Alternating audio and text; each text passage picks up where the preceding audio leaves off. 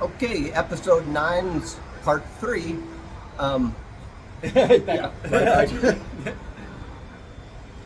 You want to hit it? So Because it was my topic, huh? yeah, it's your topic. So DOGE, DOGE, and so from what I'm hearing is, Musk is no longer going to be spearheading DOGE. I don't even know if it's going to continue to exist, and they're even admitting that it didn't save as much as they thought. And Trump is kind of even questioning the whole thing in certain regard, from what my understanding is. And at the end of the day, I guess there's from what I'm reading, 40-something billion saved, allegedly. But I'm sure even that would be under scrutiny at the expense of completely dismantling huge freaking things like the FDA and at the expense of thousands of jobs, all this turmoil, all this mayhem. So let's just get back to what the real intention of DOGE was. Was it to save money? Of course not. That was never the goal of DOGE. The goal, we said it from day one. This is look. This is going to end up costing people. It's not going to save the America. I mean, it's cost. Think about all the jobs. So those people, all the turmoil that creates, even for all these individuals who lose their jobs, that's money that doesn't go into the economy. So and that's money that that it's just gone. It's just gone. So I guarantee you, under heavy scrutiny, this $40 billion is nothing, and it probably costs money. If it's even that much. Right, whatever the case is. Yeah, whatever it is. They were supposed to save trillions. They saved, and so so at the expense of dismantling huge government programs and institutions that were actually helping. I just had an interesting thought. I believe that it did what Musk wanted it to do. Yes. I'm not sure that it did what Trump wanted it to do. Well, Trump is clueless on it. Well, right. He doesn't care. He doesn't care if the government's dismantled. Let him do that. And he didn't care that they're taking all the data. But I think he may have thought they were going to save money somehow. I think he might have believed it. Yeah. Of course, what Musk wanted, of course, is two things. One, he created a lot of backdoors so that he can still get in and get to a lot of information about the government, and that's not good at all. Look. He has all that data now. Yeah. He went in there to take all that data and to erase data that made him look bad. And one of the major things was for both of these guys was to fire all the people that were investigating them. Exactly. That's what I was going to explore. Yeah, you just said so it. So they had between the two of them, I don't know how many investigations against them. And they fired a dozen dudes that were investigating them. So they fired the real people. They were the fraud who got into the bank vault. They were the bank robbers who got in the bank vault, and then they fired the security guards. Essentially, yeah.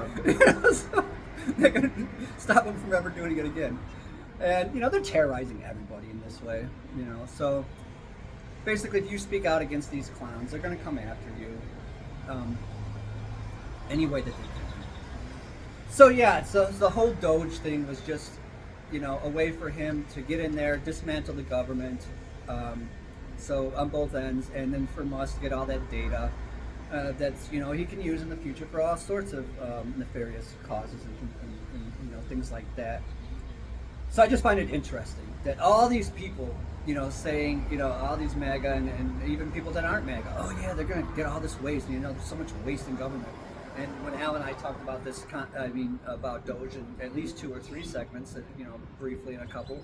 One, we had a whole thing about it. I think a good portion of it was that to get any of this, these organizations in place and anything else, there's so much oversight and there's so much red tape, and we talked about that in an episode, which is actually there for a reason. To even get anything done. So if you think there's this massive waste and fraud going on that isn't under scrutiny at all times, and it's so difficult to spend any money anywhere, if you ever work for the government, you know this is true. You understand there's waste and people that are wasteful and things that could be better. But overall, there's already things in place for this, and then a lot of this too has to do with, things that are passed through legislation. So if something passes, there's a vote that needs to be taken. You're not supposed to be able to just throw that out. Yes. If it got passed. If you don't like it, you have another vote and you get rid of it. It wasn't just passed by one party or one person. Right. This was passed by Congress. They agreed upon it, both parties. Right. These government agencies are actually fueled by by these these processes to actually make things happen.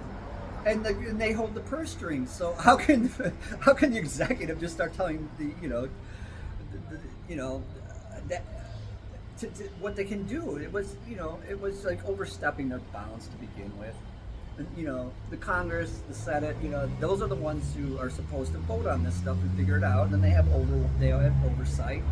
And Trump and Musk are, were under scrutiny for the bullshit that they said they were going to fine for us. And people bought into the bullshit, and it was bullshit from the start. And and just coming in and to think that you can just say there's waste here. Yeah, okay, I'm sure there's waste everywhere. And if they would have went in there and actually analyzed it, I could have found some waste and saved. But they didn't actually. No, they fired everybody, and they didn't actually put in the kind of people that would have been able to look for that. Right, and they would ask the wrong people. Have you ever had worked for some company, right? And what they're going to do is they're going to hire some consultants, right? And then the consultants are going to talk to the bosses and hear their side of the story, right? And now the bosses are the ones who paid for them, the top executives paid for these guys. Because they never listened to the employees to begin with. Now, they could have went straight to the employees and found out the solution. But the problem is the boss, the executive are the problem. So do you think the guy who got hired is going to tell the executive you're the problem?